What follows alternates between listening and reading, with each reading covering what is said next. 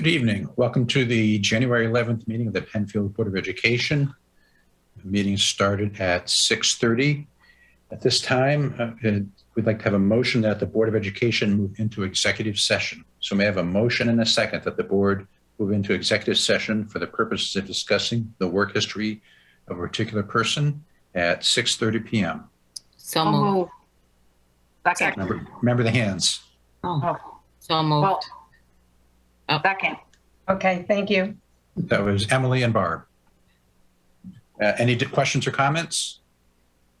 All those in favor? Any opposed? Motion carries. We will now enter executive session.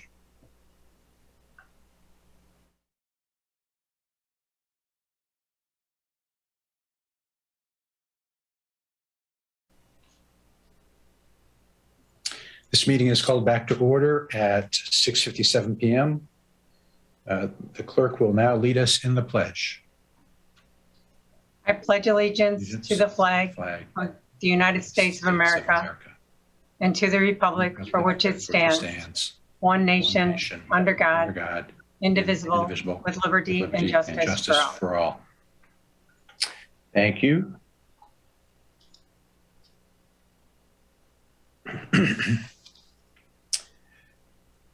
As recommended, the board approve the January 11th agenda as submitted. So may I have a motion and a second?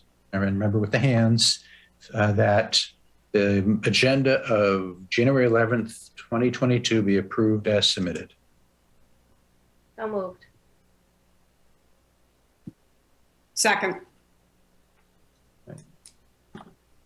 Okay, any questions or comments? All those in favor? Any opposed? Motion carries. It is recommended that the board approve the following consent agenda. The minutes of the regular board meeting of December 7th, 2021 as submitted. The minutes of the special vote on December 14th, 2021 as submitted. The acceptance of the recommendation from the Committee on Special Education. The acceptance of the recommendation from the Committee of Preschool Special Education. Acceptance of the recommendation from the superintendent for personnel changes, and the request to approve the bidders that are included in your agenda.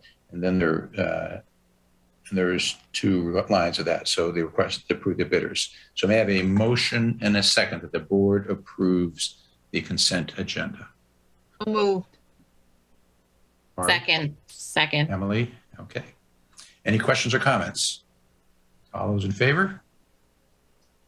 Any opposed? Motion carries. Which brings us to special reports. So Dr. Putnam, special reports. Absolutely. So thanks, Mr. Elledge. Our special reports this evening, we have our Penfield High School course description guide presented by Mrs. Leona Watt, a PHS principal. Just as a reminder for the board and the community, typically this presentation is in December. We are dealing with COVID, and so everything's a little bit behind, but wanted to thank Mrs. Watt. And because we are live streaming on Zoom, I have the control over the PowerPoint, Mrs. Watt. So if I don't keep up with you, just let me know with the old school film strip ding, and I will move your slides. So I'll turn it over to you, Mrs. Watt. Thank you. Thank you. I appreciate the opportunity to be able to present this. And to your point, it has been quite a bit of collaboration, not only with the department chairs, but with directors, with district office administration, as well as really trying to solicit student input in developing this course guide to really make sure that it's representative of what our students' needs are presently. So if you want to go to the next slide, I appreciate it.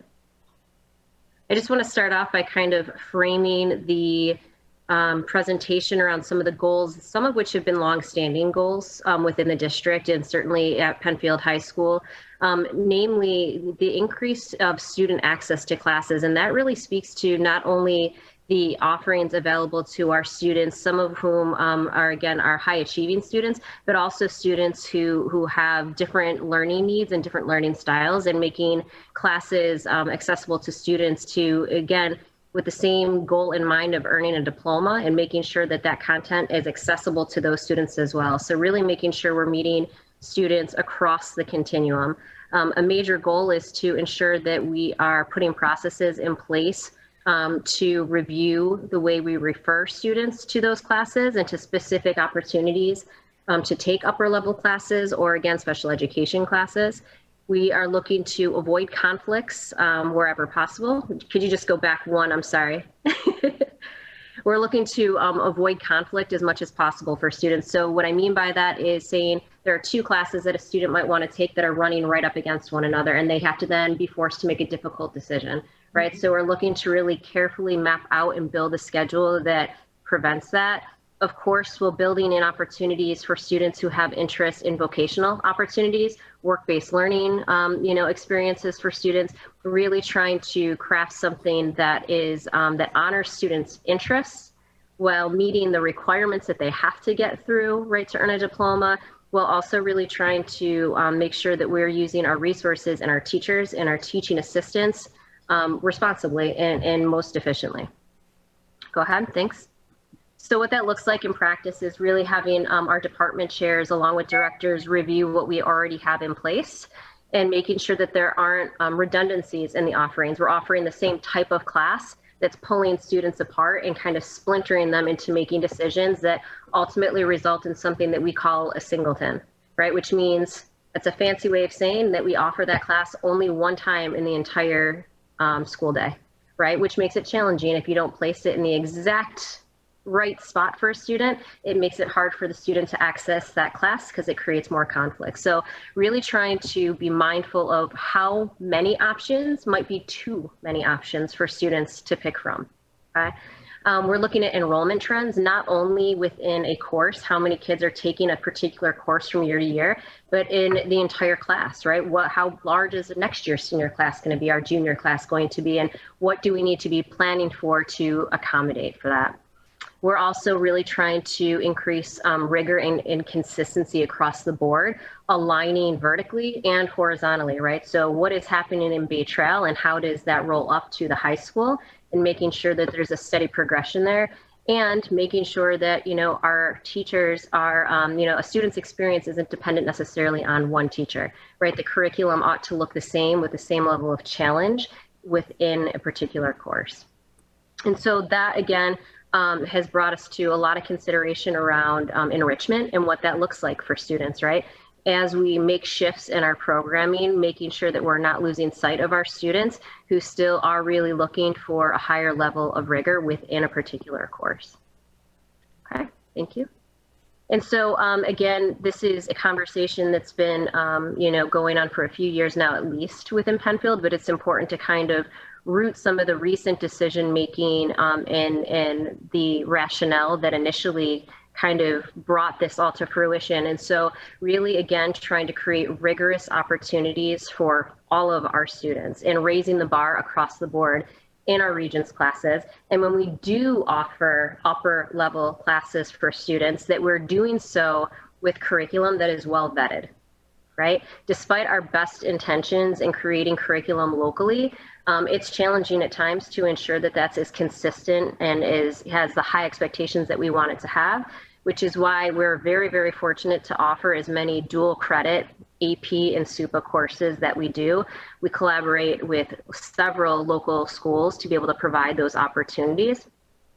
And again, not only do the upper level AP SUPA courses provide college credits, unlike some of our honors courses, it also moves us closer towards that standards-based approach that we're looking to implement across the board.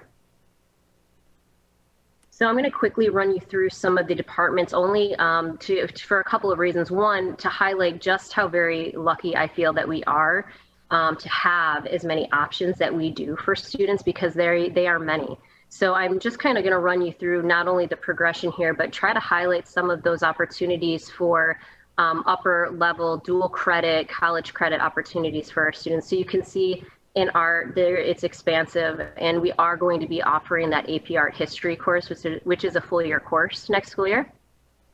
Go ahead. In business, I didn't, certainly this is not extensive in terms of the offerings. There are several entry-level business courses that students can take, but this is a list that includes, again, some of those collaborations that we have and opportunities for students to get additional college credit while in high school. English is a really good example of the progression that I wanted to highlight. As you probably remember, this is a school year where if you look at this sort of in columns, English 9, you can see is the only offering for students in 9th grade to take right now. There isn't an English 9 honors. That transition is going to continue moving forward eventually into 10th grade, but it's important that you know we hit pause on that this school year to really be thoughtful about the way we do that.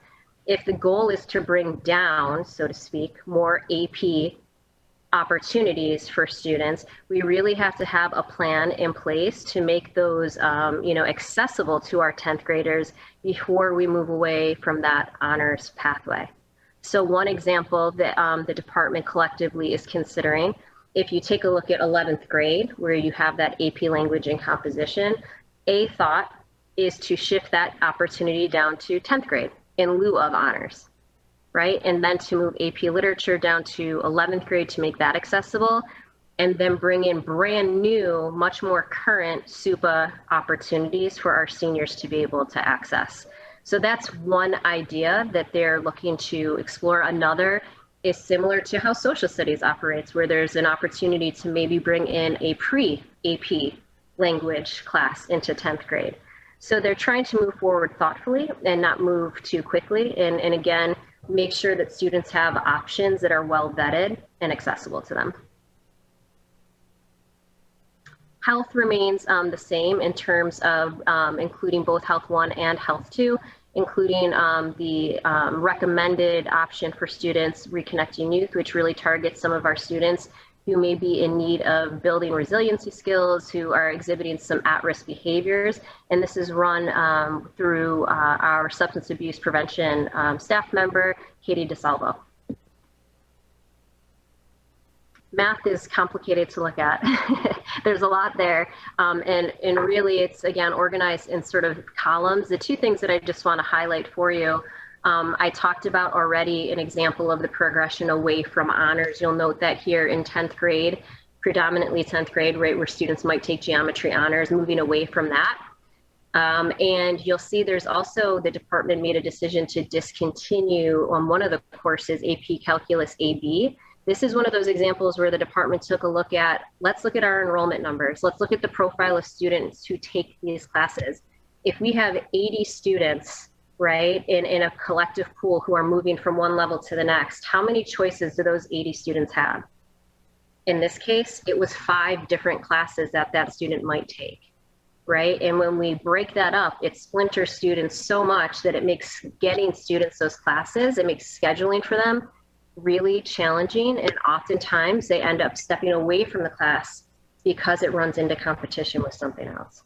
So they made a difficult decision and said, of all the classes that we have to offer, this is the one that really can be incorporated into the other classes that we have to offer. Let's move away from that and really try to minimize some of the offerings to ensure kids actually get access to them.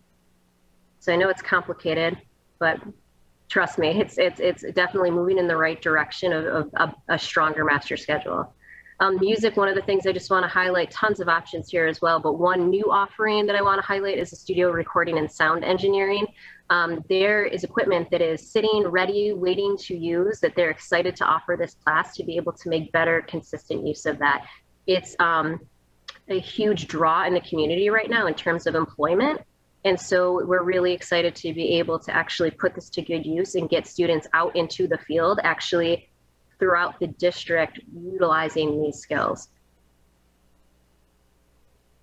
Physical education, again, so you'll see in the 11-12 offerings, plenty of choice for students at varying levels. A highlight is the introduction of unified physical education.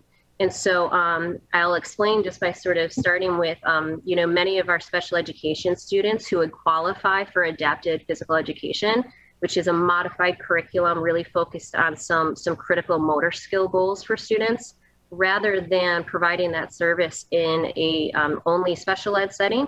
It's integrated with general education students. And so we take the unified sports model, right, and we apply it to physical education. So rather than waiting for a season to come about to integrate students and put them in the least restrictive environment, we're providing that opportunity throughout the school year for students.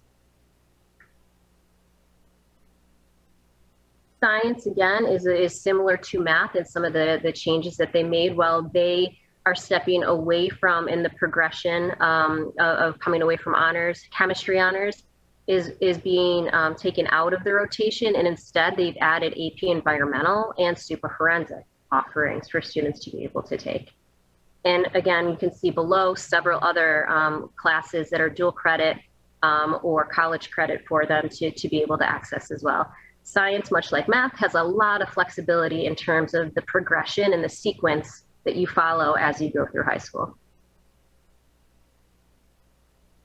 Social studies has kind of been in this place for a while, where the honors is not factored in, rather it's all AP or honors dual credit offerings. This is not comprehensive. Social studies has many more electives that are not dual credit, but again, just highlighting some of the opportunity that exists here. Technology, once again, several entry level here, highlighting a lot of close work with MCC here. A big change is that they're going to be again offering the computer integrated manufacturing class, and that is mainly because they're really excited to integrate the use of the new 3D printers that they have accessible to them, and they feel based on student interest, there'll be a huge draw to some of these courses now. World languages, again, has been moving in this direction as well. We're taking a little bit of a pause with pulling back on some of the honors courses once again, so that it can be done thoughtfully and with a steady progression, ensuring that students are finishing their sequence all the way till the end before making some of these changes. One piece that you'll note that's different from a previous presentation that I made, if you look under the upper level course selection there at the bottom, it says College French 1. It used to also be the offering of College French 2, but we really tried to listen carefully to students. And when they, given sort of the opportunity to choose if they'd prefer to take that credit through MCC or at the AP level, students really wanted that AP opportunity and said we would prefer that to the MCC option. And so we're going to offer that in lieu of the MCC credit, and are really hoping that students will find that to be, what they're looking for. And so it's important to note, because this isn't really, spelled out per course within the course guide, but it's really important to note that we have a strong continuum of special education services for students, all of which, are determined through the Committee on Special Education through annual review, whether it be Trail or at Penfield High School, as well as the English as a new language services, right? Those are determined as well through team meetings at the building level and in correlation with the student's language proficiency level. Also worth noting, we have so many students who take advantage of the partnership we have with BOCES, students who are focused on vocational opportunities and experiences, especially after graduation. And so we're anywhere between, 50 and 70 students access BOCES programming at varying levels. And so again, students spend half their day out of the building getting this hands-on experience, and by the time they finish in senior year are able to walk away with certification in some of those areas, including cosmetology, welding, becoming an electrician, tons and tons of options for students to take advantage of in this way. And so just a brief timeline, we were able to launch the course guide live on December 14th. At the high school on the 15th, we did a course awareness day where teachers sort of paused and took time to really explain options to students, not only by way of elective options for students, but also having, personal conversations with students about the recommendations that they were going to be making for a student. So yes, I see you moving forward into an AP class. I really want to see you challenge yourself, and here's how I think you'll be successful in that way. And so most recently, January 4th, we released the presentation to Bay Trail parents, 809, and really streamlined what that would look like and what those options might be for families. There's a separate presentation that was developed by our counseling office that is going to be shown to students in class at Bay Trail that, again, is tailored more towards what would be important for them to know as they go through this process. And then we are well underway in meeting with students at the high school to work through scheduling, and Bay Trail will be joining us in that process on January 17th. And then, of course, scheduling ongoing.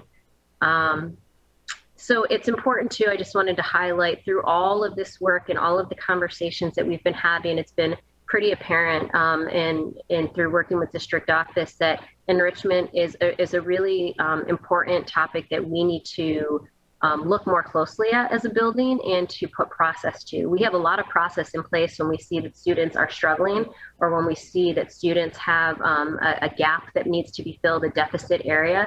And we need to be able to apply a process when we recognize that a student is excelling and that they need more. We need to be able to evaluate students in the same way and be able to offer opportunities across the board for students to continue to push themselves and to have goals to keep moving forward that are individualized just as much as it would be for a student who has an IEP. So we'll be moving forward with a committee at Penfield High School throughout the spring. So all stakeholders included parents, students, staff members from various departments, counseling, to really work through some recommendations in an advisory capacity to make sure that there are some actionable steps that we can take moving into next school year. Thanks, Tom.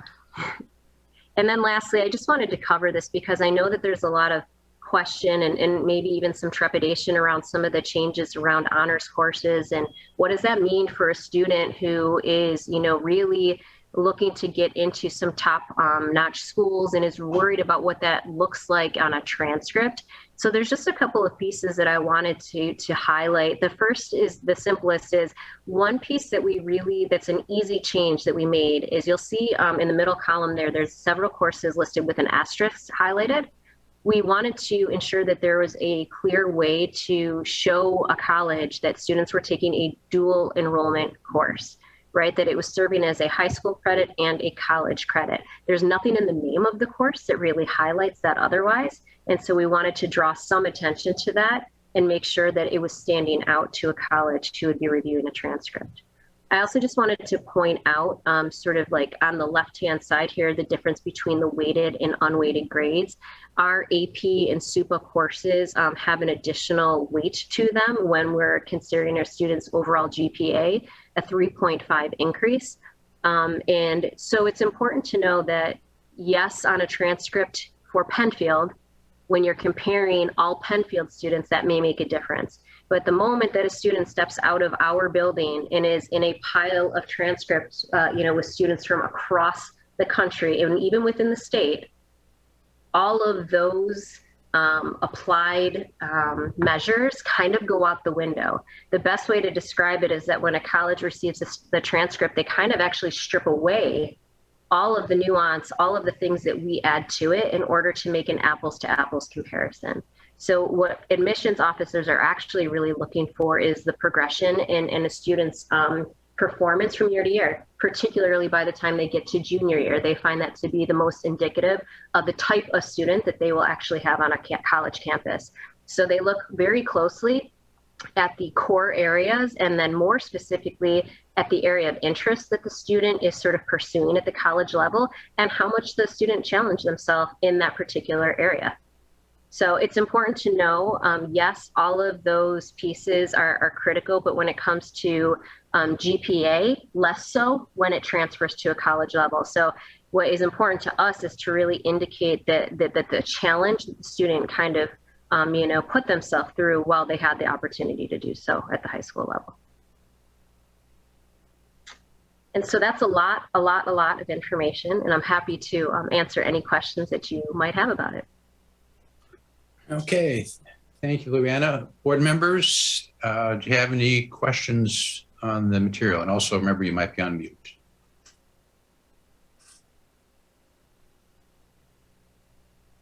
Oh, Lisa. Can I ask a question? I just want to have a clarification. It's my understanding, because I know we have different diploma options here in New York that I know is different for other states, but the honors options or designations do not correlate to honors courses. Is that correct?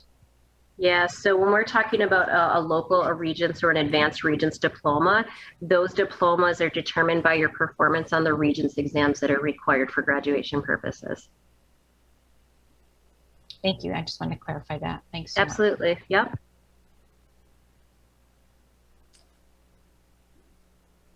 Other board members?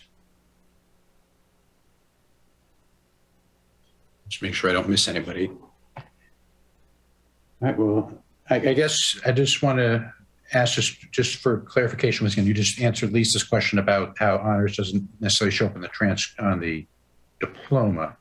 Can you just summarize why AP is more desirable than honors? Absolutely. So I think what we have found in the curriculum itself, number one, it's a really consistent training process that teachers go through on a regular basis in order to be able to teach, whether it's AP or SUPA. If it's a dual credit course, which is through MCC, RIT, there's a liaison through each department that meets and works with the district and the teacher throughout the school year, ensuring that the curriculum is being taught in the manner it's intended at the college level. So there's a lot of oversight, I would say, with regard to the curriculum, the training, and the high level expectations. It's also a really well vetted curriculum. And so when we say more desirable, I think what's probably a little more accurate is that it's just far more consistent and reliable in the way of rigor and the way it's being rolled out to students with a very consistent and high level expectation. And I would say that's even more so the case with our AP and SUPA courses, even more so than our MCC opportunities. Great, thank you, thank you. Again, once again, board members, any questions? If I could chime in into Leanna's point earlier around the apples to apples comparison, when you're looking the AP course, the curriculum, it's consistent across the entire country and globally, in fact. So if a student is taking AP French in Penfield, the curriculum, the course is essentially the same as the AP French course that's taught in Spokane, Washington. And so some colleges, that apple to apple comparison that Leanna mentioned previously, that is desirable. The other piece is, as I believe you are aware, the AP courses, depending on the grade that students earn on the AP exam, they can be awarded credit and move forward with their college courses, depending on the college or university.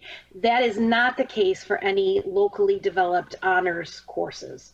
So that's why the appeal the appeal to AP, the SUPA, the dual credit courses versus locally developed honors. Yeah, thanks, Leslie. Those are great, really great points, because again, like, it comes down to removing the subjectivity from it, right? And really being able to ensure that viable curriculum.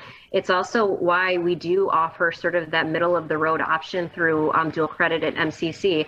It doesn't require you to pass a more rigorous AP exam necessarily to earn that college credit, right? So again, it creates additional striations and pathways for students to earn that credit, no matter kind of what they're seeking to do once they graduate.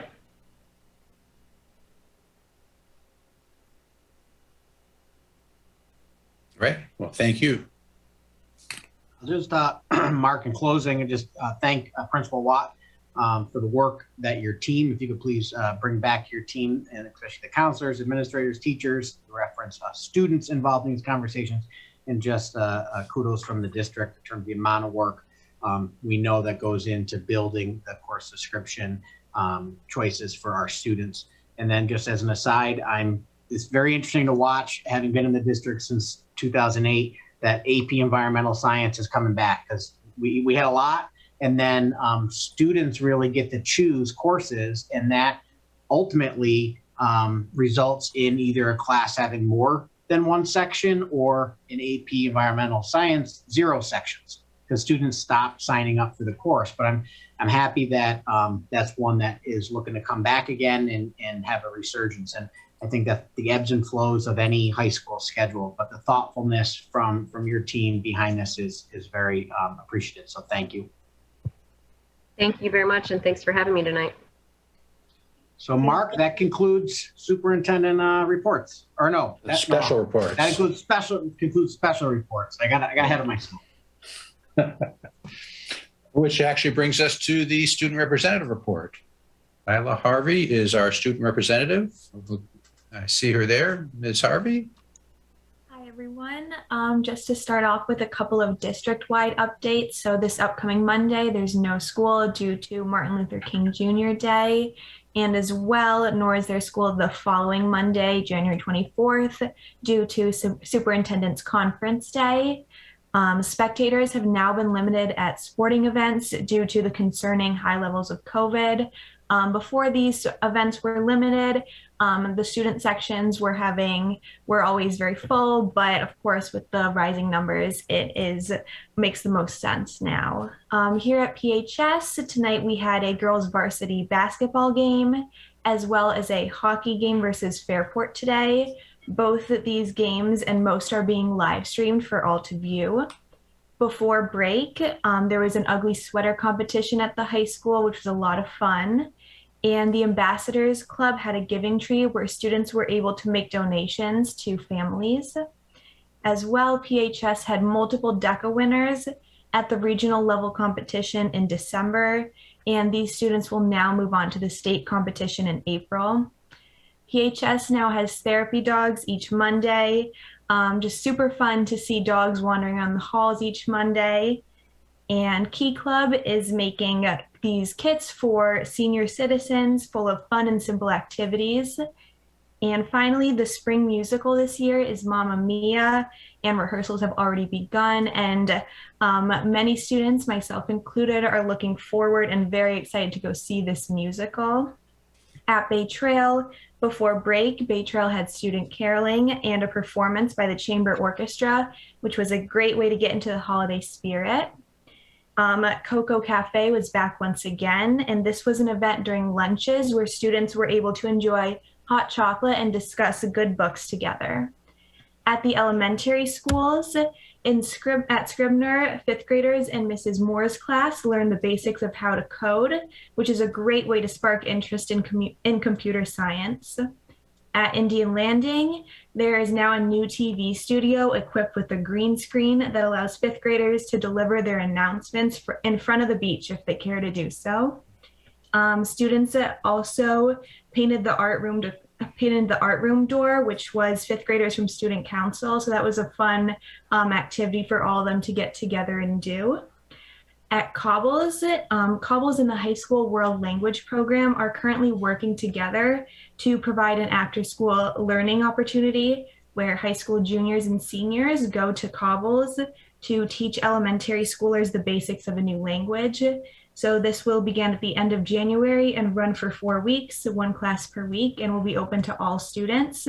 We're currently working to expand this to the other elementary schools as well in the spring.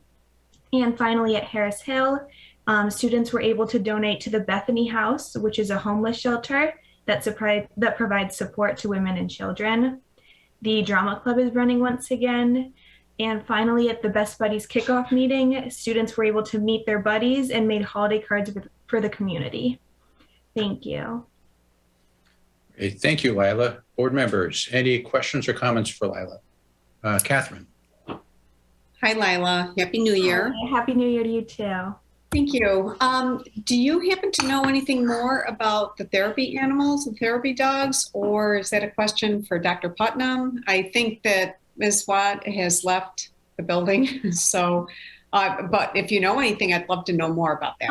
I believe that they're coming in They're not actually part of the high school. I think they're outside from a certain organization. I'm not sure which, but I just know that they're coming to school every Monday, and they wander around the halls and come to lunches, and there's a couple of them each Monday, and it's just really fun to see them. And do you get a sense from your experience how the other students are taking to having them around? Yeah, it's always fun because whenever I come into lunch periods, the dogs are normally there and everyone just rushes to pet them at the same Really? time. Oh my And you can God. just see like smiles on everyone's faces through the masks. So it's really nice. Oh, that is nice. That's wonderful. I didn't know about that. That's great. Well, thank you. I just texted. Leslie, yeah. I just texted Mrs. Watt to. I couldn't remember the. Yeah, sorry, we had a little tower fall down behind me here. Sorry. I just texted Mrs. Watt about the dogs. It is Rock Dogs, is the organization, and they are volunteering. They are at no cost, and she said it's going very, very well. That's wonderful. That's just got to be so uplifting during, because there's a lot of stress associated with being in school right now. So that just has got to be just something to look forward to every week. And I can imagine that it's just a big pick me up to everybody. I think it's great. Thank you. Board members, any other questions? I have a comment. Go ahead, Lisa. Hi, Lila. I was able to see, big shout out for her. She was at the PTO meeting for Indian Landing, and she was presenting to the principal and the PTO president and the board about expanding the World of Language program there. So I just wanted to give her a big shout out because it was really great to see. And I'm excited that she is working on this and with Mr. Marriott and to expand the program. So it's really great. Oh, thank Fantastic. you. I'm really looking forward to this. So Yeah, hopefully it's it'll really get great. to work. Yeah. Thank you so much. Fantastic. Board members, any other questions? Okay. Well, thank you so much, Lila. We always enjoy your presentations. You're much better to listen to than Tom, so we'd rather hear it from you. Oh, nice. True. Is it my turn? Oh, hang on one second here. Let me find out. Oh, yes. And now we are ready for superintendent's report. So I guess we have to listen to you. That's good. Well, Ms. Harvey, you always do an incredible job. So Mark beat me to the punch because my typical line here is that you should really go after me so I can do my boring job and you can make it much more fun.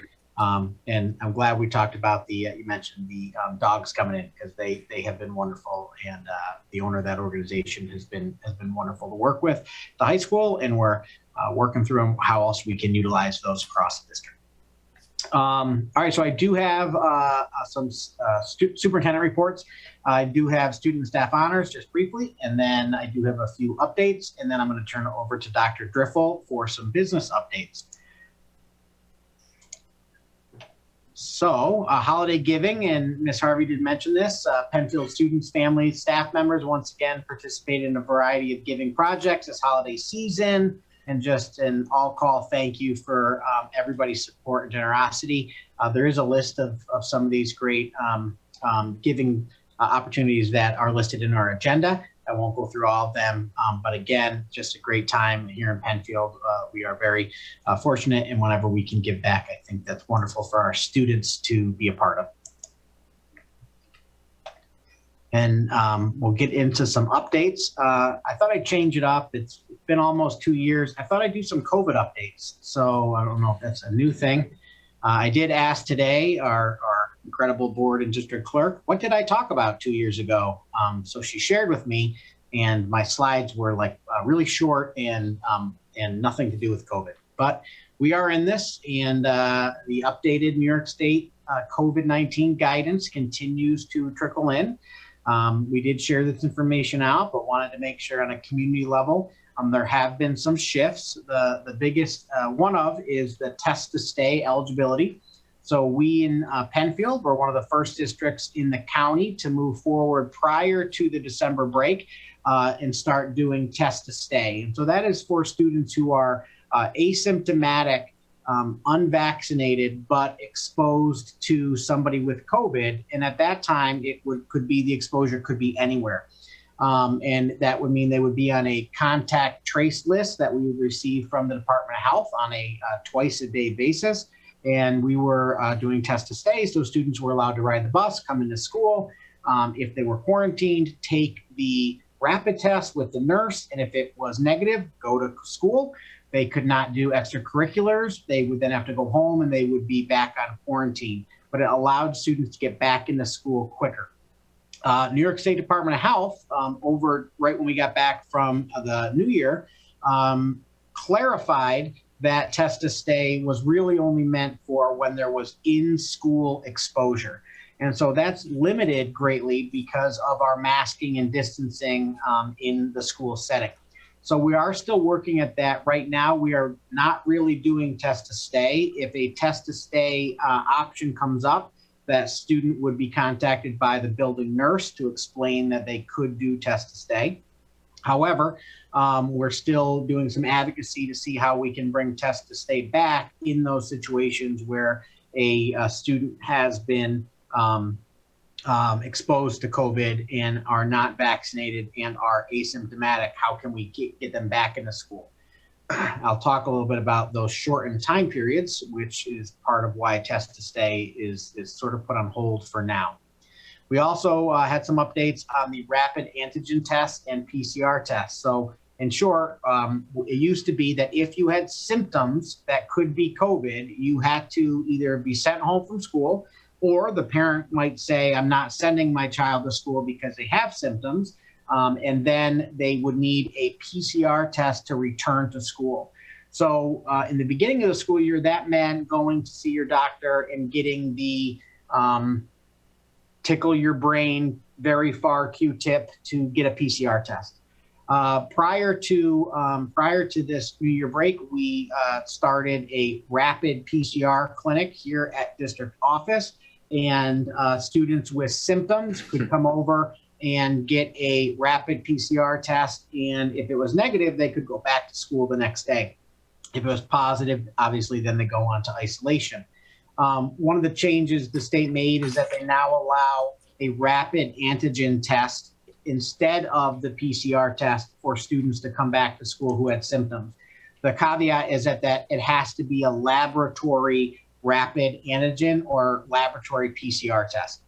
None of us have PCR machines at home, but we do have access to rapid tests, but a home test does not count. It has to be a laboratory setting, which would be our district office. We have our paperwork and approved to be a laboratory for COVID testing. So this is really important because the rapid PCR test machines that are running here with per diem nurse subs who are, I cannot tell you enough how amazing they are. They are running nonstop. It is very busy, especially on Tuesday. Today, I believe we had 65, 70 people come and test here at district office, students. So today would be a great example. We had to, we usually run from 9 to 3:45. We had to close the doors at about 3:15 because we had the rapid machines were all running. We had samples from students, and we're looking at the clock saying we're not going to be able to get out of here until very late tonight, because you can take a sample and not put it right into the machine for some time. And so we closed about a half hour early and put a sign on the door. Because of the timing, we didn't put anything out, but we're going to be able to start shifting to continue using the rapid PCR tests because we have them. The nurses working here are trained. All of those supplies are coming to us free of cost from the county, but we're also going to be able to backfill when we get really busy with the rapid antigen test, because that only takes 15 minutes to get a result, whereas the PCR machines take a half hour. So it is good news to continue getting kids with symptoms back into school as quickly as possible, as long as they are not COVID positive. The isolation time frame, I'm sure we all know because it was all over the news, but we have been emailing out. The isolation time frame was shortened by the New York State Department of Health and it decreased the isolation period from 10 to 5 days. We do want to make sure people understand that it doesn't mean 5 days from the day you tested positive. It is the day you tested positive or the day you had symptoms would be considered day 0, and then you count to 5 and you get to come back the next day. So basically the isolation period goes from 10 days to 6 days. And when you look at day 0 being the positive test or the first day of symptoms. So when students and staff, this is for all people, this is the general population outside of school as well, that isolation being only 5 days or 6 days, students can return to school. They do have to continue to wear masks, which is a requirement for all students here and staff. And so just again, that importance of the shortened isolation period. I do want to point out, because we did get some questions from parents, understandably, that concern about the shift from 10 to 5 days. And as we have said from the beginning of this pandemic back in March of 2020, is that we are required to follow the New York State Department of Health guidance. I know they call it guidance, but it's actually a requirement for schools to follow. And so as they have shifted their isolation timeframes, therefore we are as a district. And so, we're not in the place of all being medical doctors to make a determination of keeping it at 10 days. We meet regularly. I meet regularly with the Monroe County Department of Health and Dr. Mendoza. They support this. They can explain the reasons why this shortened isolation time frame is medically sound. And so I feel very comfortable with this. But obviously, at the end of that 5-day time period, if a student or staff still has symptoms or a fever, is not feeling better, then they need to stay home for as long as they need before they can come back to work or come back to school. It is the same for students and staff. Just going on with this, the rapid PCR clinic, as I already mentioned, is running at district office here. It is just for K-12 students with potential COVID symptoms, and it runs Tuesday through Friday from 9 a.m. to 3:45. If you do use this, and I know many people have, please make sure you say thank you to our incredible nurses who are running all over the place to really make sure you pull up. They go out to you and take the sample and then come back in and you can basically stay in your car through this whole process. Really just the importance here of this updated guidance from New York State Department of Health is that masking, distancing, and staying home with symptoms are truly the keys to keeping our buildings open for all students and maintaining safety for our students and staff. So we are still requiring all staff, students, and visitors. The therapy dogs do not have to wear masks. Their handlers do, but they do have to be masked at all times in our buildings. Our classrooms continue to be set up with 3 feet of distancing. Our lunchrooms allow for 6 feet of distancing. And so we're just, again, encouraging staff, students, and the community to support these best practices, obviously for the safety of all, but also because we want to maintain our schools being open. And an email from me last week was the reality that we don't foresee the state or the county shutting down our schools like it happened back in March 2020. What we are in the middle of is a staffing shortage. So when staff is out and we can't find substitutes, then at some point it's possible we might need to move to remote instruction. We do have a plan for that. We emailed out some basics on that plan, but that's the reality we live in, that if COVID hits our transportation unit and we don't have buses, I can't get kids to school. If the staffing is hit hard and we don't have enough teachers or staff to open our buildings, then that is where we're going to have to move to remote. And so we do not want that. I would imagine our students and our staff, I can tell you, don't want that. But what it comes back to is just my continued plea and hope that we can continue following our masking and distancing. It takes a village to make sure that we keep each other safe, but also make sure that we maintain in-person instruction, which has been our goal way back in September, we talked about this. This is one of our number one priorities is maintaining safety, but also maintaining in-person instruction for all students. And then, as Ms. Harvey mentioned, limited spectators for athletic events. I'll be honest, we are really looking at that. This was not going to be a forever decision. We right now are in conversations and are hoping to be able to return to a really full spectator participation as we look into next week. So just so you're aware, this change of limited spectators for inside didn't have a major impact because since the first day back from break, we've had to cancel and reschedule over 20 events, sporting events, athletic events, because of COVID, because of teams being impacted, because of other teams being impacted, and because we didn't have enough, obviously, athletes to play. And so it really is having an impact. And so when we talk through, obviously some people weren't happy with the shift to spectators because that was not a county decision. That was a district decision. About 4 districts in the county made this decision after break. And it really was when we were looking at the potential of not being able to open school because of staffing with COVID and watching our COVID numbers increase and the impact it had, one thing we could control was spectators.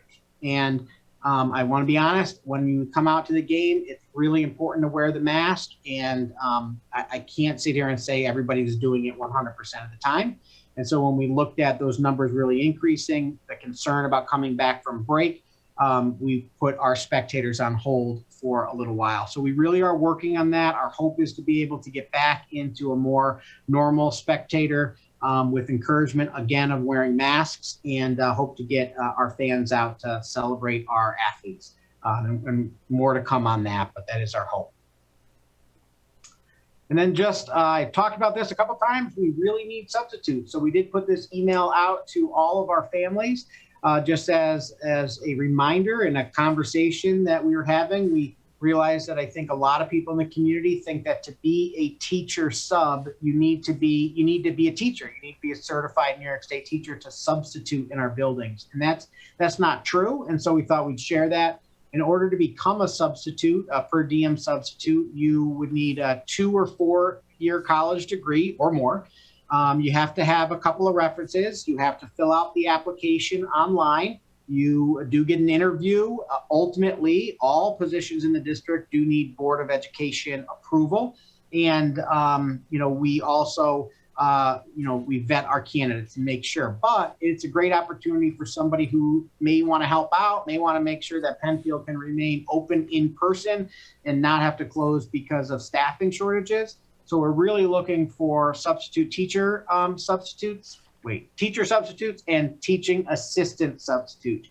The teaching assistant needs a high school diploma or higher. Same process with filling out an application, interview, board approval.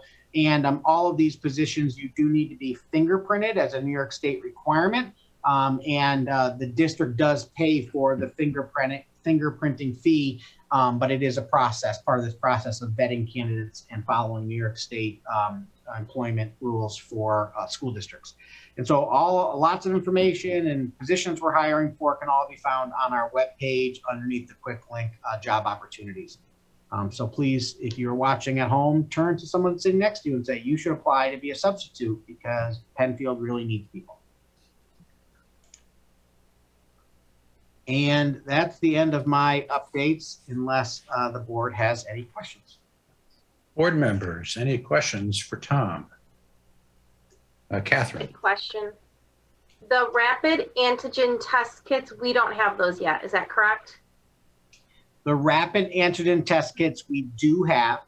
That is what was sent home with our students. Those are considered rapid antigen tests. So the little test kits you got for home use. And then we've been using those in our nurse's office for what the Department of Health refers to as surveillance testing. Students who were unvaccinated and wanted to have their parents sign them up. That is the test that's used. Does that answer your question? I think so. So what I heard you say is for rapid PCR testing, which I know we're doing at the district, which I have huge kudos to the district for that because we used it last week, and it was seamless, and I was incredibly impressed. So kudos to everyone that's making that happen. If the rapid PCR test, I guess I would, like yesterday we had to shut it down because we didn't have enough time. Maybe I misheard you. I thought you said there was something else that we could use. The rapid antigen test. The rapid antigen test. Okay. While we have those in the district, today was the day we had to shut down about a half hour before we typically do. We do not have at district office any of the rapid tests. They are all in our buildings. So Okay. in terms of a half hour, it wasn't enough time to get some over. The state is the last shipment that went home to families right when we got back from break. Yep. Those tests came from the state. The test kits that went home to families before break came from the county, all right? And this Thursday, we're picking up a new smaller shipment coming from the state. Those are good, and it's not enough to send a kit home with every student, not nearly enough. So we're gonna bring those on Thursday to district office so we can utilize those in place of, when necessary, the rapid PCR test.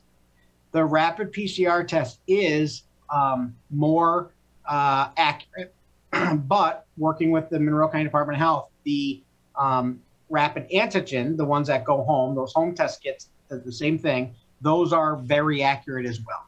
So we're going to continue using rapid PCR, but in those cases where we really get inundated with people coming over, we'll have the ability to also use the rapid antigen test. And the reason we believe New York State Department of Health did that is studies continue to show that the rapid antigen test is about 86% effective, depending on what study you look at. So effective enough to find COVID in students and individuals. We can only test at this point students based on where the PCR and rapid antigen tests come from. We're hoping that we could do rapid PCRs for staff as well, and we're still working through that. Thank you. Okay, And Catherine. can I give another compliment actually really quickly? So I know our nursing staff is working really hard, and I received an email from the Bay Trail nurse on Saturday letting me know that my child's quarantine had adjusted. So and within, I don't know, 24 hours, we had emails from teachers with work assigned. Like it was absolutely seamless, and I am so impressed with how hard everyone is working and the systems that are in place to make sure kids don't fall behind given the fact that many are quarantining. So just kudos to the team. You can always provide kudos, but I agree, and I will share that out with our nursing staff and our teachers as well. It is definitely that village piece, and we're working through this the best we can, so thank you. Right. Thank you, Kristen. Catherine? Tom, wait, am I, okay. You're fine. Yep. Yeah, thanks. Tom, you're saying, you had said that the test must be laboratory confirmed. I am assuming because you're using this machine that is considered a laboratory confirmed test? Yeah, I'm going to try not to, I'm going to be, yes. So, Okay. So never in my life did I think I'd be saying that our school buildings and our district office is a COVID laboratory. But Right. we did have to get, in order to use the PCR machines, and in order to even last year when we were doing testing and beginning this year, for our nurses to be able to do those COVID tests and them to be considered valid through the Department of Health, we had to get a laboratory license. So that's all schools in New York State, anybody who wants to do this. So please know it's a kudos to the school board and to our nurses in our district that we jumped on those rapid PCR machines. Not every district did. And they came from the county. So it's kudos to our county Department of Health who secured those rapid PCR machines. But we really jumped on it, but it involved getting a laboratory license, the training that comes from the Department of Health, And that involves our district doctor, district physician, Dr. Toot has to review and sign off. So a lot of paperwork, but also allow us to consider ourselves a laboratory for the purposes of COVID testing and reporting.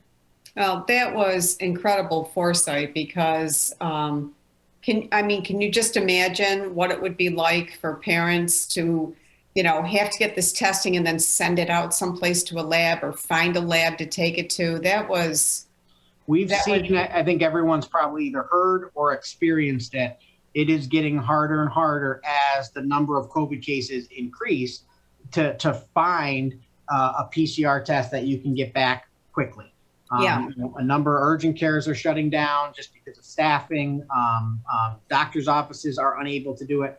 So that shift to us utilizing the rapid PCR and hiring per diem nurses to come in. And so that's really kudos to our community.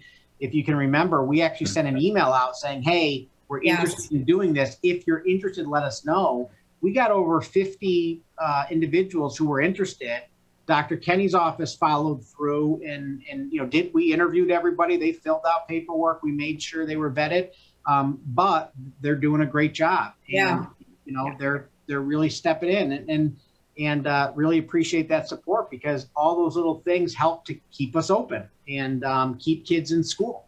Yeah. Well, someone mentioned about it takes a village. But again, that's another example of our partnership, our commitment to partnerships and working with not only organizations, but members of the community in partnership for the greater, bigger picture of, in this case, COVID. There is just so many moving parts and things are changing all the time.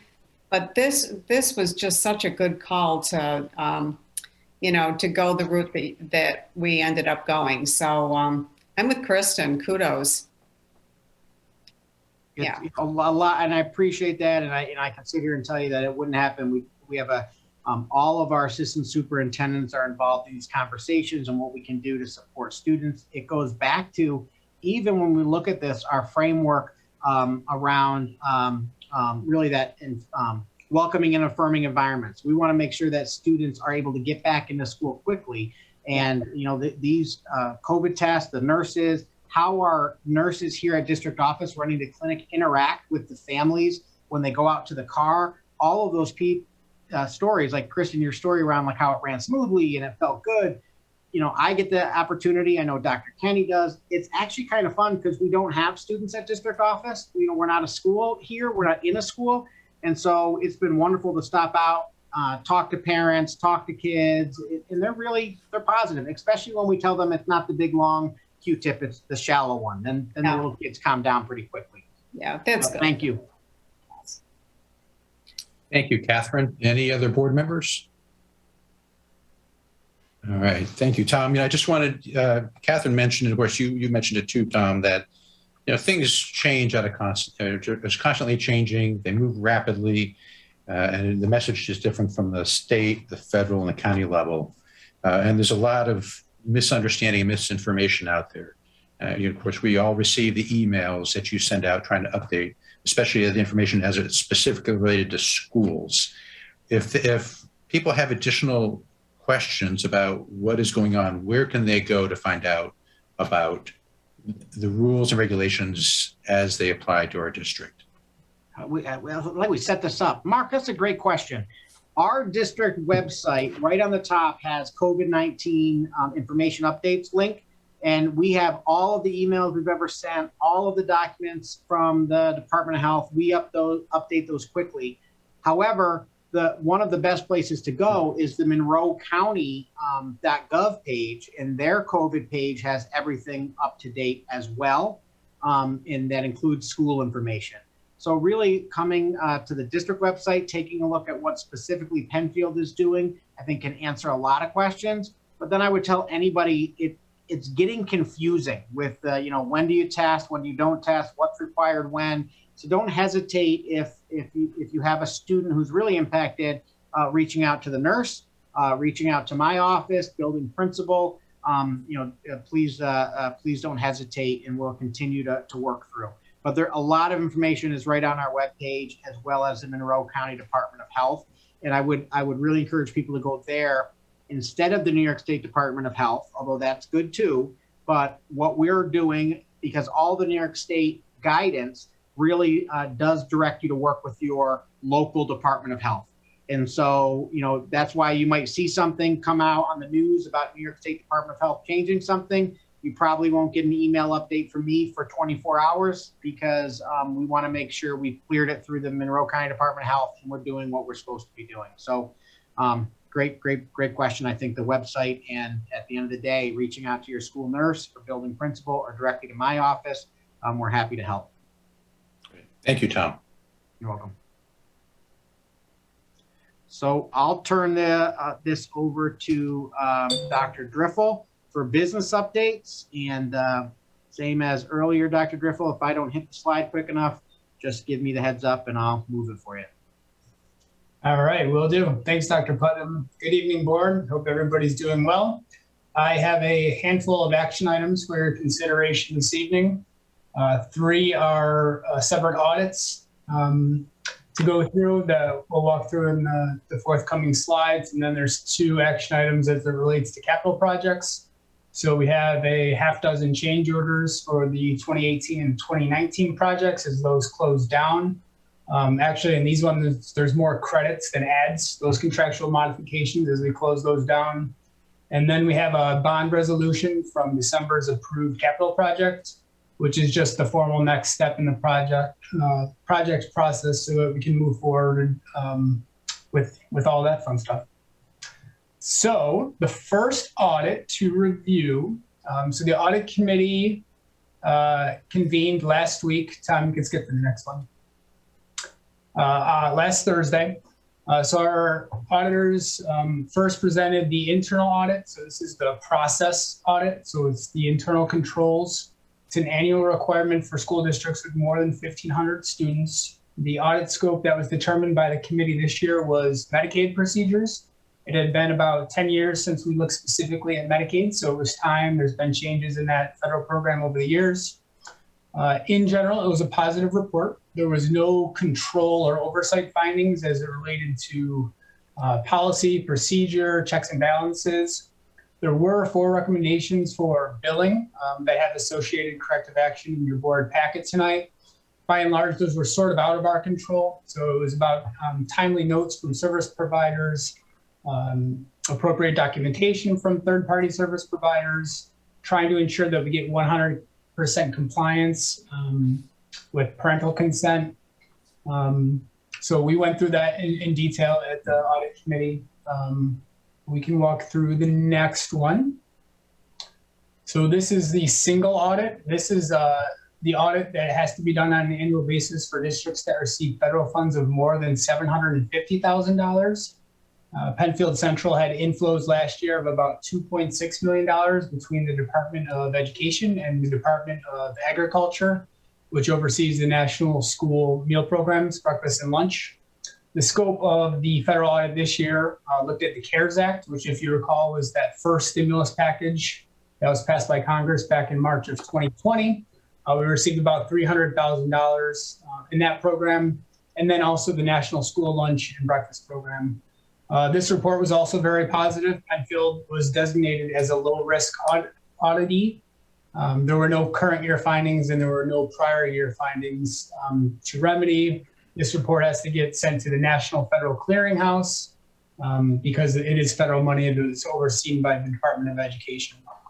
So no associated corrective action with the single audit this year. The third audit that the committee reviewed last Thursday was the extra class audit.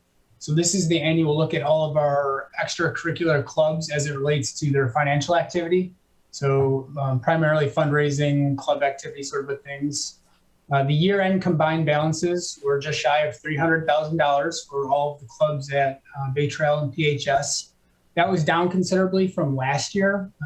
In the 2020-21 year, there was a lot of disbursements in the way of refunds, specifically for the Washington, D.C. trip. So it was about, I think, $70,000 more in outflows than it was in cash receipts for all the clubs. There was one recommendation with corrective action that was proposed to the committee. There were 5 clubs between the high school and the middle school that had not completed appropriate profit and loss statements for their club's financial activity. So the central treasurers at those buildings are going to remedy that this year. We did have 4 prior year recommendations last year in the extra class audit that were all remedied to the auditor's satisfaction. So that's it with the 3 audits. Any questions on the audits or the change orders of the bond resolution this evening? Board members, any questions? I think we're saving our questions for what's next. Thank you. You're quite welcome.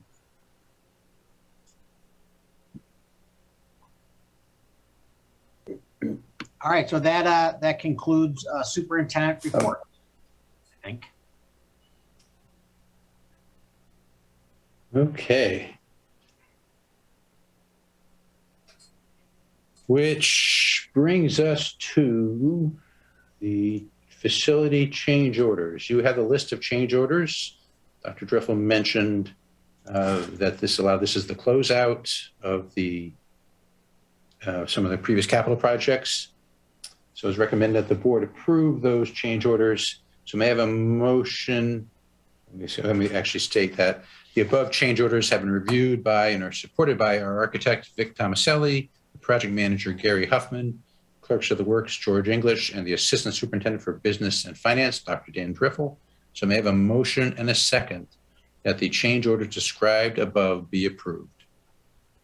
So moved. Catherine, thank you. Second.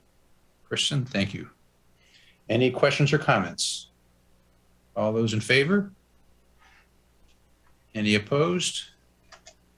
Motion carries.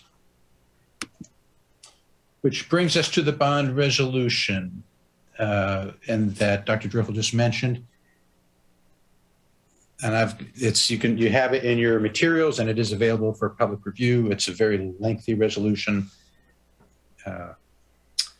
So next on, and this is the resolution authorizing Penfield to issue bonds if necessary to finance the recently approved 2021 Transportation Facilities Capital Project.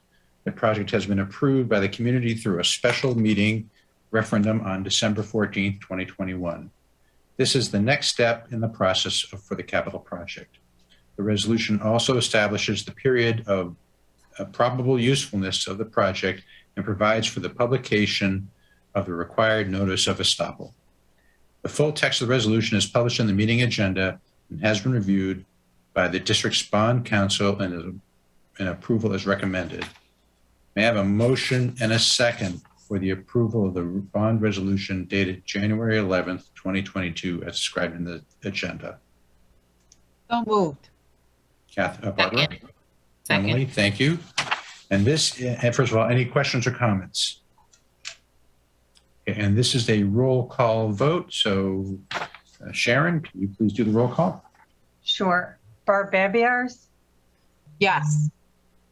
Emily Belser, Aye. Lisa Benatti-Chizzi, Aye. Catherine Dean, Aye. Mark Elledge, Aye. and Kristen Harley. Aye. Okay, all are in favor and none opposed. Thank you. Motion passes.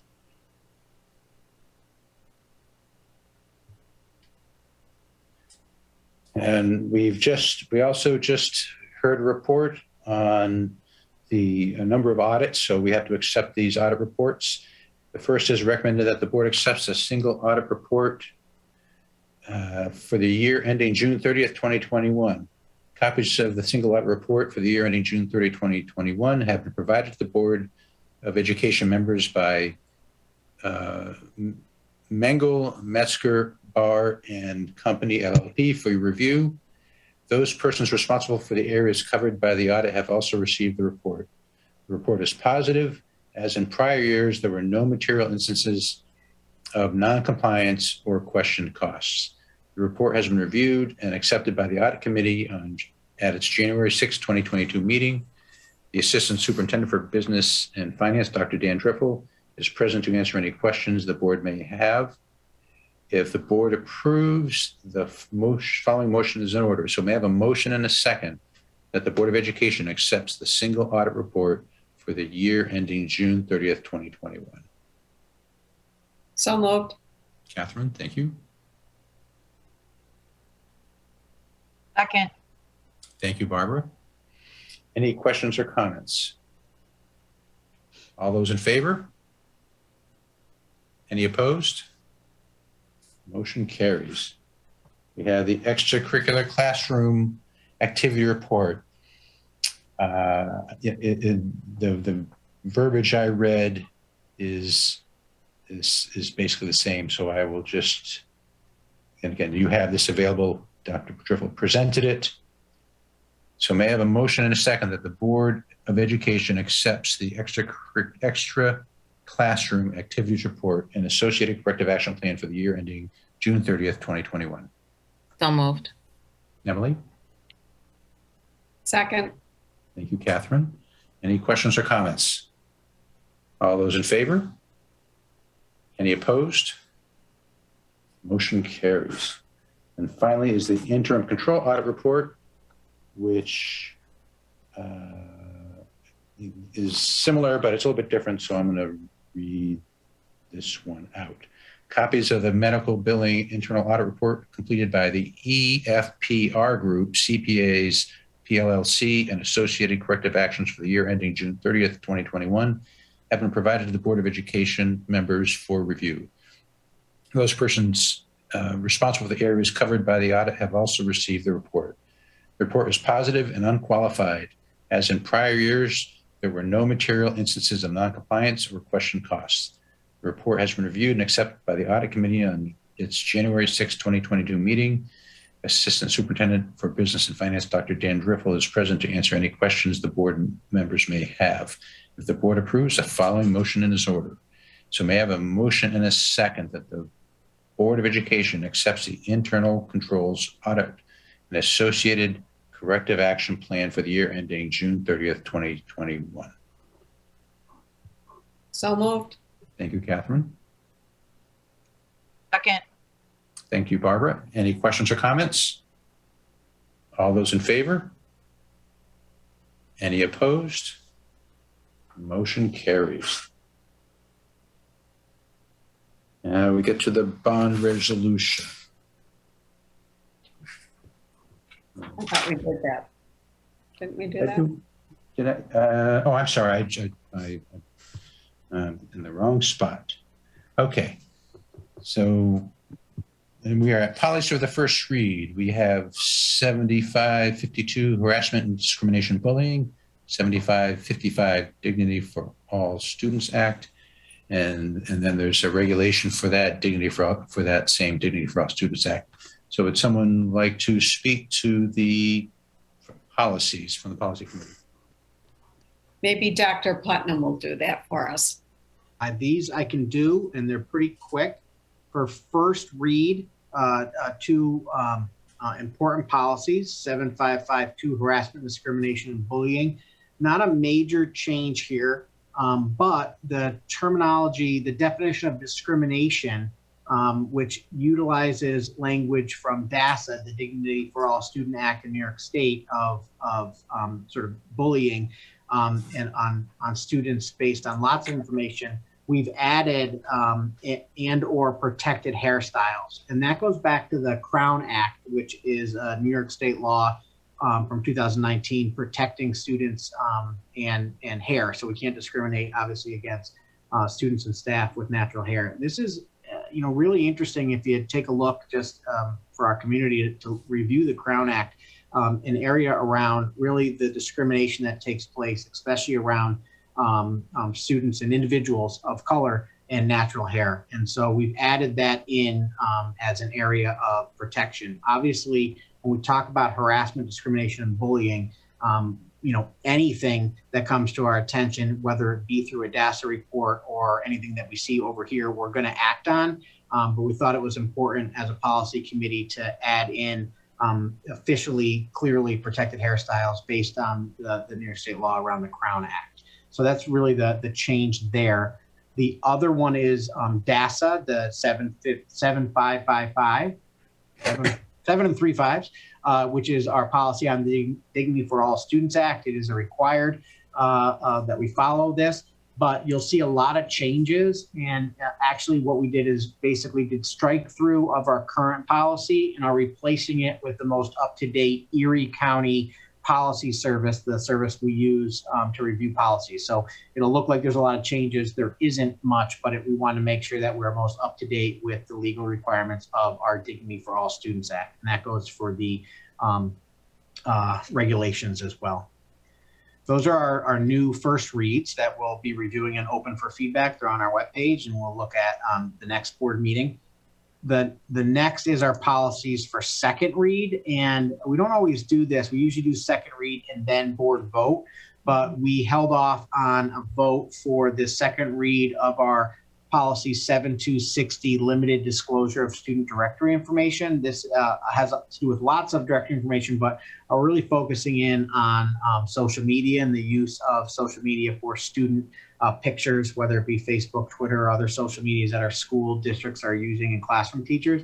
So we're still reviewing this before we bring it to the full board for approval. And then our policies for second read and approval are ones that we presented at the last meeting. They are around concussion management, child abuse and neglect, and complaints and grievances by students and sexual harassment of students. So those do have changes throughout that we talked about at the last board meeting, and we have received no feedback, no other feedback on those that we're bringing for vote this evening to the board. Policy committee, am I good? I touched upon it. Thank you, Tom. And again, all these policies are available in the board docs for review. So may I have a motion and a second that the policies for second review, for second reading and approval be approved as presented? So moved. Thank you, Catherine. Second. Thank you, Kristen. Any questions or comments? All those in favor? Any opposed? Motion carries. Which takes us to president's remarks. We had the Monroe County School Board Association Legislative Committee meeting this Wednesday. I was able to attend. Let me just move some things. So the first thing, when we talk about advocacy, and it's a lot of talk, a lot of work, and we don't really get to realize the benefits from it, or it's not immediately obvious. We actually had a big win with the thanks of our congressional representative Joe Morelli. He helped to get basically a testing variance for the CDL driver's license. The bus drivers, when they need to get the CDL driver's license, they're tested the same way as a truck driver would be tested. One aspect of this is that they must be able to go under the hood and do under the hood repair and maintenance, if any, and know how all of those pieces work. Our district and most districts, when there's a problem with the bus, we want the bus driver to stay with the students to make sure the students are safe, and they contact the mechanic, and the mechanic comes out and either works on it or brings a replacement bus. But the bus driver, we want them to focus on the students. So this aspect of the test is really not really relevant to public education. What Mr. Morelli got, or Representative Morelli got, was that waiver, so that part is excluded from the CDL driver's license for bus drivers. Now, this is a temporary waiver, but it is a good first step. What we expect to see happen is that this waiver gets extended, and then as they listen to feedback on how it helps the districts and make sure there's no adverse feedback, and with luck, and continued work, I should say luck, but with continued work and effort, that it become a permanent change to the testing. So So right now, that's as Tom talks about, we need bus drivers. That's one less thing you need to do to get a school bus CDL driver's license. And again, this is a result of a lot of effort by a lot of people, including the Monroe County School Board Association. We also had a number of legislative appointments, which were Zoom meetings. We had 2 of them, which were basically group Zoom meetings with our area legislative representatives. The big aspect out of this is there was bipartisan support for all of the issues we bring up for education. This is in this world of partisanship.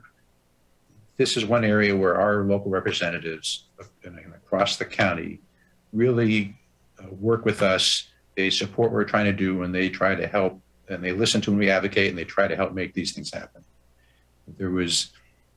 We also discussed, and some of the specific things was discussing the refinement of the tax cap formulas.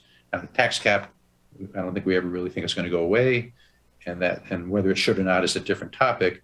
But this tax cap's been around, I would say, close to 8 years, give or take. And there's a lot has changed, and I think there's been a lot of learning from that. And there's opportunities to change the formulas for basically fairness. And some of this is it's a complex formula. There's things that are cut out when you make the formula and then put back in, and what kinds of things should be excluded from the tax cap that are essentially beyond the district's control. So, we don't penalize our students and our community for costs that are mandated by some other non-district entity. There was also discussion about wage compression, and we talked about that this board meeting, at our board meetings as well. As the minimum wage goes up, as prevailing wages go up, we end up with a wage compression, and that has a big impact on on our budgets, which again puts pressure on the appropriateness of the tax cap formulas, as does inflation, because the tax cap is set, the base of the formula is 2%, or the cost of living increase, whichever is lower, and that's been it's not been perfect, but it's not been terrible until this year and potentially next year, where we've had a high cost of living increase where we can only do 2%, and the annual COLA is let's say about 6%, and I don't have the exact number, but that is where those kinds of things are really going to hurt the districts in the ability to manage our budget, because it's not just about taking more taxes; it's about our costs go up with wage, other costs. They continue to go up. So this is where we are working with our legislators to help make sure that the district still has the resources to provide the same level of education that we have been doing.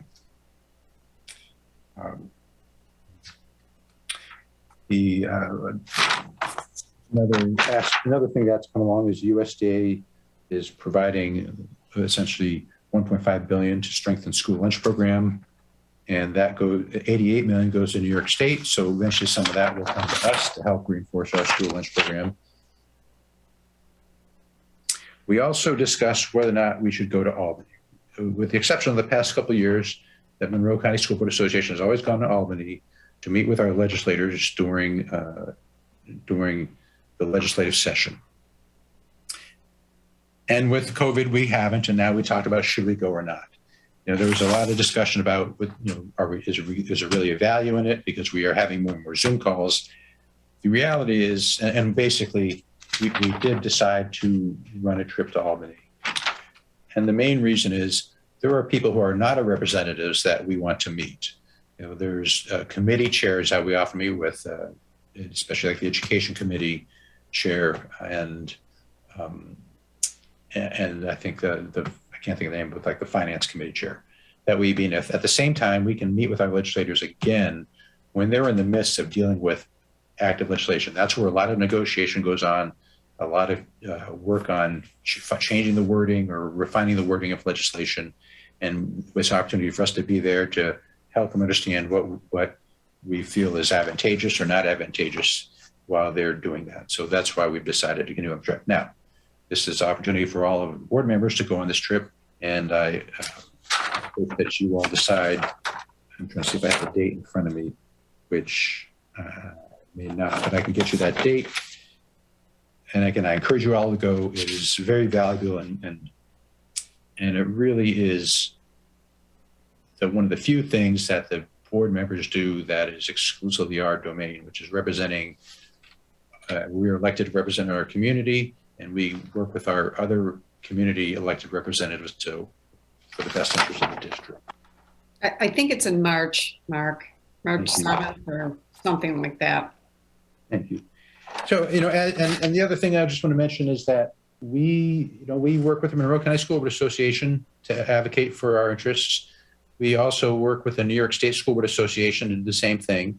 And I just want to bring the attention that we now have, there's another person who's working with the New York State School Board Association advocating for schools. And, we got an announcement from the New York State School Board Association. They have a new intern named Matt Dallas, and he is a alumni of Penfield. Oh. So one of our Penfield alumni is now an intern for the New York State School Board Association. And it mentions that he is currently pursuing a dual MPA and JD degree at the University of Albany and Albany Law School, respectively. So again, this is great to hear that we have alumni and working with us, and hopefully when we're in Albany, we get a chance to meet with him. So again, thank you, and best wishes to Matt on his internship. Okay, so that's my long-winded Monroe County School Board Association Committee meeting. That's the only one there was. So district community meetings, and we had the DEI Core Committee meeting. Is there anyone like to present on that? Okay. And then talk to that a little bit. So it was my first one, but the most important parts I think that was discussed were some quick wins. Looking at some action steps in which we could have the greatest impact that wouldn't consume a lot of time.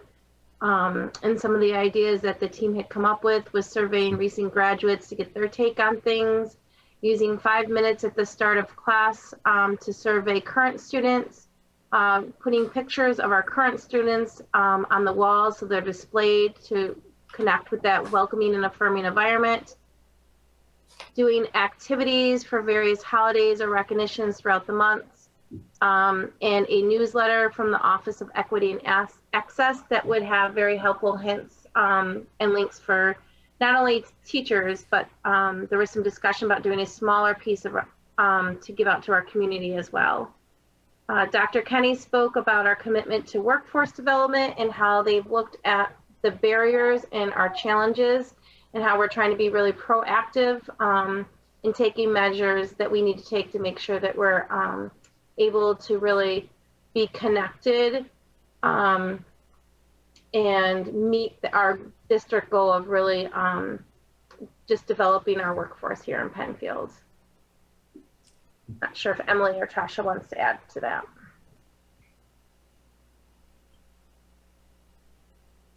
I think you did a nice job. I know you didn't invite me to, but, and again, just one of the pieces I think for the community is that a DEI core committee, we're also working on having a presentation of one of the subcommittees each time, which is Dr. Kenny's presentation around sort of hiring practices and the work we're doing. And I thought that was very helpful and well received. Good information around the work around workforce development and looking at research and evidence in terms of diversifying our hiring and making sure that we're finding, as always, the best candidates for our students here in Penfield. Thank you. The next is the audit committee. Now, we've heard quite a bit about the audit committee today. So is there anything additional to discuss with the audit committee? I think Dan kind of covered everything. There's not anything that I would have said that he didn't already say. Thank you. And then finally, the health and safety committee meeting. I'm unmuting too much tonight. Okay, so I was only able to go to this for about 10 minutes because it conflicted with the audit committee meeting. So I'm going to talk and then I'm going to ask Dr. Putnam to add to it. So just briefly, they went over all the updates that have occurred as a result of the 2021 capital project approval. A good point was brought up around voting in schools for election day and how to make sure that we're still ensuring that our high school is secure. So there was some discussion around moving our hall monitor table back. So once community members were in the building, they couldn't just take a left down that one hallway where you would go to the other side of the school where you would connect to one of the other gyms. There was a lot of discussion around COVID-related items. And then the state has delivered KN95 masks, but they were not up to par, so to speak. So the district has reached out to Dr. Mendoza, who they've kind of begun an investigation because they just are not what we thought we were promised. And now to Dr. Putnam. I gotta tell you, I think you hit everything. So I think that's the piece that I guess goes back to that partnership that we're always building. Is we brought to the attention of Monroe County Department of Health these KN95 masks that were sent from the state. So we didn't order them. The district didn't pay anything. We are excited to get KN95 masks because they're very secure and they're very safe. And what we got was not that. And so it wasn't just us, it's across the state. So the county is working with the state to investigate, and we hope to see something of more quality and of actually filtration for our staff and students. So more to come on that, but again, it goes back to that partnership and bringing it to the attention of the county was very helpful. Did a great job. All right. Thank you, Tom, and thank you, Kristen, for that committee hat trick. The next is since our last board meeting, we did continue with our tours. We tour the buildings annually. On the Monday, the 13th of December, we visited Indian Landing and Harris Hill. And on Thursday, the 16th, we toured Scribner and Bay Trail. Would anyone like to provide some remarks about what their thoughts are on the tour?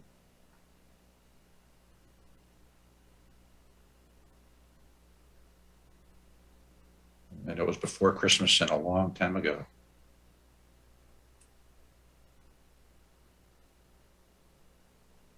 All right, I guess I will talk again. I did the Scribner and the Bay Trail tour, and I just have to say, as a former Scribner parent, it was very interesting and just cool to walk in and see all the changes that have been made. I think I was most impressed by the cafeteria, to be honest, and just the entrance from the outside by the playground going into the building. And then with Bay Trail, just the conversations that are taking place as we redevelop and reorganize, as we're restructuring. I like the thought that's going on behind all the money that we're going to spend. Like, we're trying to be very thoughtful about the new classrooms that we're creating, making sure that we get some longevity out of it, not spend all this money and say in 3 years, oh, this isn't going to work for us. People are being very thoughtful about the changes that are going to occur. Any other board members?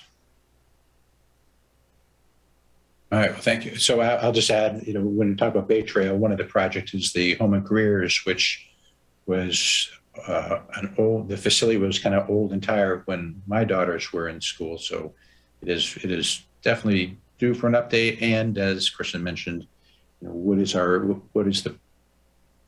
the current program needs? So it's more than just replacing cabinets and ovens. We did again, Scribner and Indian Landing we got a chance to see the new classrooms in action and talk to the students. They seem very appreciative, and the faculty are very happy with them as well. And it is nice because they were all very bright and open spaces. And we have good schools. They're not closed up. These were exceptionally bright and open. Some material changes on the wall gave them a much brighter feel, which when we're dealing with winter and lots of dark days, it makes a big difference.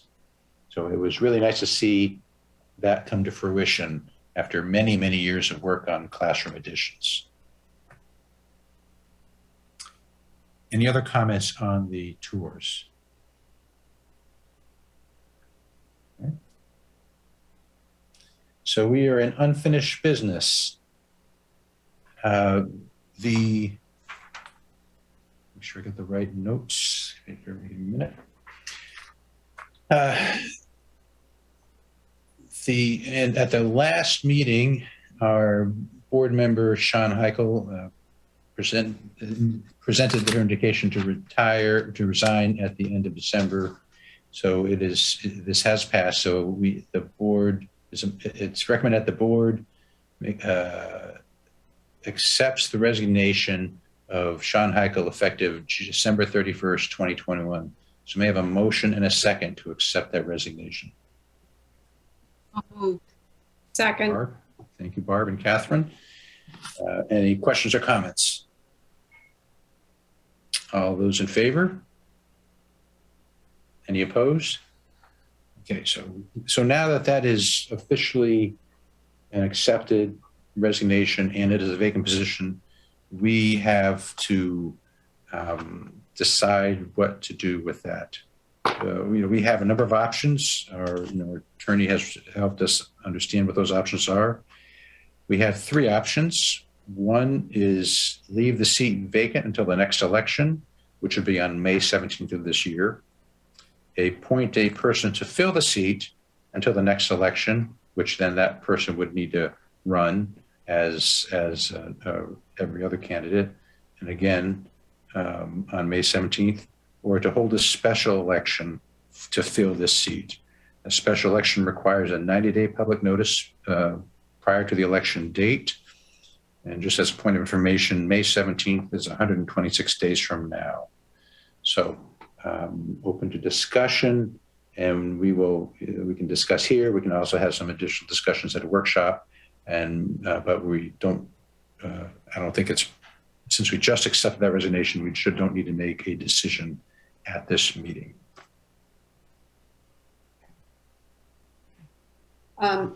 Okay. Mark, Yes. would there be a cost associated with the special election? I'm assuming so.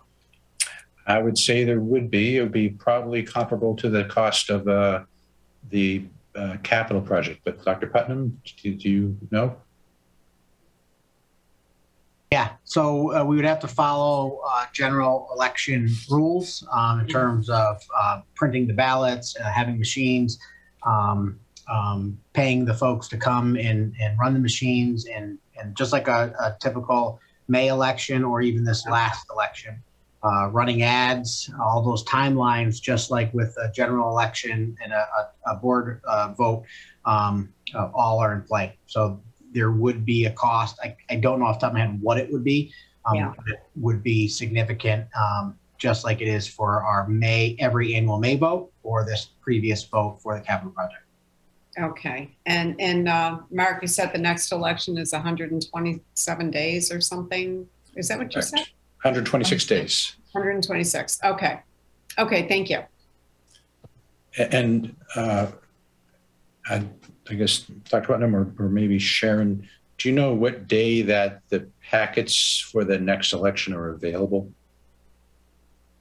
The next normal election. Are you the candidate packets? Correct. I usually have those available towards the end of February.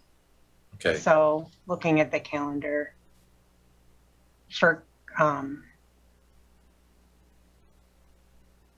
it's just that last Monday in February.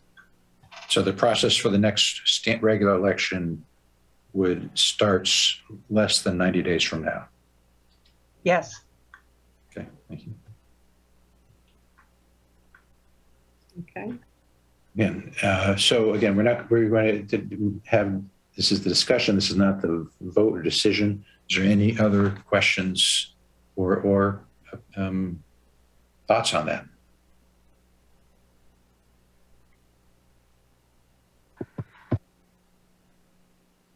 No, I don't have any more. I'm just thinking in terms of, okay, timing. Yeah. it seems like the next election cycle is coming. We're almost upon it. It's like 6 weeks away. Okay. Right. So I'm just trying to bring that into my thought process. Okay. Essentially, if we were to run an election, we would only have that person for 30 days. Well, Is and that then accurate? No, If we need to give 90 days? No, actually, it's a little bit different. If we have a special election, they will be elected to run out the duration of the term. They would not have to rerun. If we appointed somebody, they're not elected, so they say appointed till the next available election. So if we appoint somebody, they'll have to run up for the May 17th election. If we actually have a special election and they are elected to complete the term, which is, I think, just over 2 years, I believe, right? yeah, Well, it's the remainder of this year and next year. This year and next year, correct. okay. So that means if we were to run a special election, no sooner would we get that done, and then we would be holding the May election.